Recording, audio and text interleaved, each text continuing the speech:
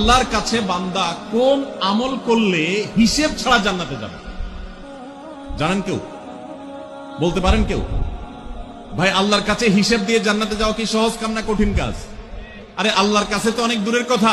আপনি যে প্রতিষ্ঠানে চাকরি করেন তার মালিকের কাছে, উপরস্থ বসের কাছে একেবারে পুঙ্খানুপুঙ্খ করে প্রতিটা পয়সার হিসাব দিয়ে একদম সবকিছুতে পারফেক্টনেস প্রমাণ করা, এটাই তো একটা কঠিন কাজ, দুঃসাধ্য কাজ। সেখানে সারা জীবনের হিসাব আল্লাহর কাছে দিয়ে পাই পাই করে তারপর আপনি জান্নাতে যাবেন, বিষয়টা এত সহজ না। তাহলে হিসেব ছাড়া আল্লাহ তাআলা এমনিতে বলবেন হিসাব টিসাব নাই, তোমাকে এমনি জান্নাতে দিলাম, এটা চান আপনারা? দেখুন কোরআনে কারীম আল্লাহ তাআলা বলছেন, ইন্নামা ইউওয়াফাস সাবিরুনা আজরাহুম বিগাইরি হিসাব।